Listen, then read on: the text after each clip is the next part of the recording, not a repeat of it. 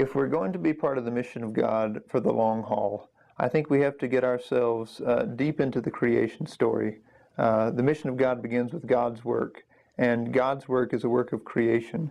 And yet, in the midst of creation, even when it's God who's creating, there is a Sabbath. There's a Sabbath on the seventh day, and I think that gives us a pattern to help us remember that all of our work, with one another, all of our work with and for God, is for the sake of enjoying the good creation that God has already made. If all of our work doesn't lead to something that we can enjoy, I think we will eventually become frustrated. If all of our community building doesn't at some point lead to sitting on the porch and watching the kids play and watching people enjoy life, then I think we can become deeply frustrated. I think often in our culture, the idea of Sabbath has been reduced to vacation, as if we all have such busy lives and do so much work that every once in a while we just have to get away from it all. We have to vacate the place where we are so that we can rest. And that's almost the complete opposite of what we see in creation, because Sabbath is that rest that reminds us what all of our work is for.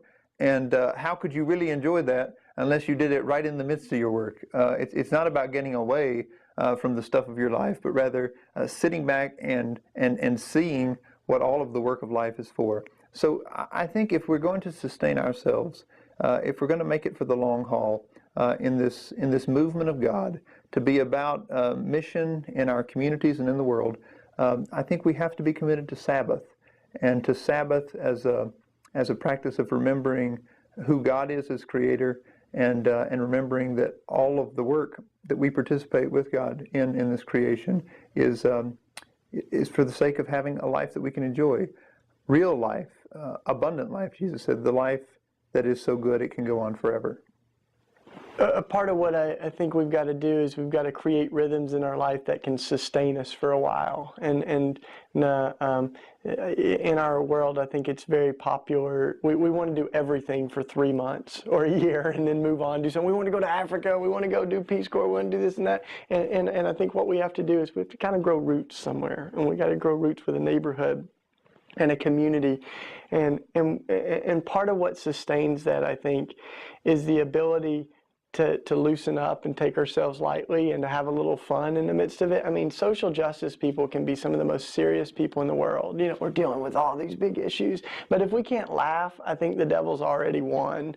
And so we've got to be able to have fun. I remember one story in Latin America. A friend of mine was down there in the 1980s during the Civil War and the struggle in Latin America, and I think it was El Salvador. And there was all this stuff happening, and some of the folks had come sort of as missionaries from the U.S., and they were saving people from some of the soldiers that were coming in to kill some of the peasants and stuff. And there were some women sitting on their porch, and they came up and they said, look, we need help. There's all these people that are getting ready to die. And these women said, we're drinking our tea. And we need to continue drinking our tea, because next month you'll be gone, and we have to continue to live in this. And I think if we're really going to live in the struggle, we have to learn from the wisdom of those, older women, that like the urgency of the moment can't hijack our joy, and it can't hijack community or our capacity to trust that God is in this struggle even more than we are, maybe. And we've got to not allow ourselves to laugh a little bit. I love Emma Goldman used to say, if I can't dance, then it's not my revolution.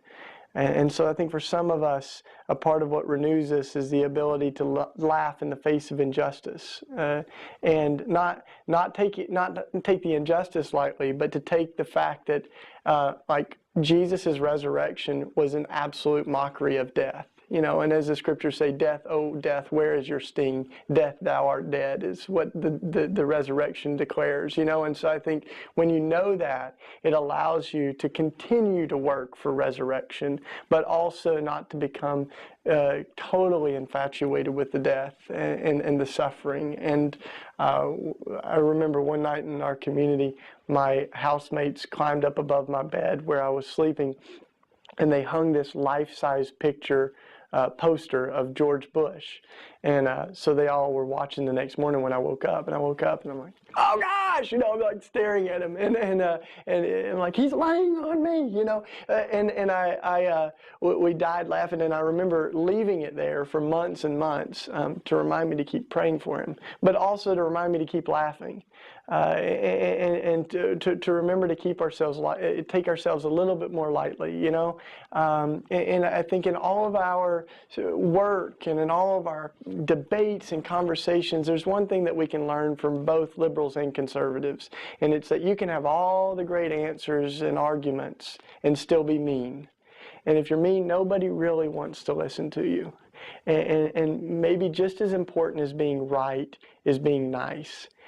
And there's something about that I think offers us a wisdom that magnetizes people who are not all like us and who we like Jesus. If you look at Jesus at the dinner table, he's got a tax collector and a zealot revolutionary. You know, I mean, zealots killed tax collectors for fun on weekends. And so part of what I think we've got to do is realizing that God is redeeming all of us, and that the revolution of God is big enough to set both the oppressed and the oppressors free. So that's what we got to work towards.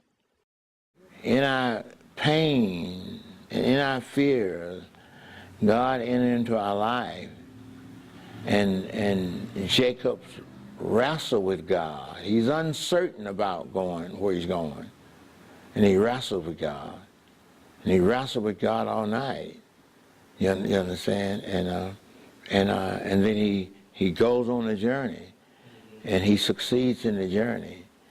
And when times get tough again and doubt come in his life, he go back to his Ebenezer. He go back to where he met God before, and he seeks out God's will again in your life. And that's the story of the person of prayer in terms of Elijah. Elijah is the man of prayer. Again, he obeys God with the big one. It's not going to rain in 3 years, and he gets rid of the idolatry in the land. But then he falls into this deep depression and fear, and he finds himself in the mountain, or in a cave, not knowing what to do. He's in deep depression. You know, he's depressed as much as Jonah is depressed after he preached in Nineveh. And so he don't know what to do. And he listens for God. He's not in the earthquake. He's not in the thunder and the lightning. But he's in that small voice. And that voice is very, very correct. What I want you to do is to go and anoint 2 kings. I want you to go and get your replacement. And then I'm going to take you home to be with me. And so he obeys God. And he becomes a man, carried out God's will, and becomes a person then who, again, gets the will of God. After the victory, after the depression, now he hears the voice of God, and he's energized again to obey God. It's given substance to prayer. Most of the prayer, so much of the prayer I hear is just for the little bitty think it's a thing. Just for the little, and I don't think there's not anything wrong with praying for the little thing. But real prayer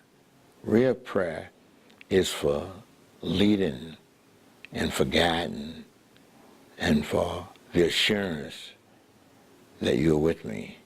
You're with me. Of course, in the New Testament, it ought to be better because we have the Holy Spirit that inches us along. you know, and sort of a down payment that God is with us. You know, it's sort of a continuous reminder that God is with us.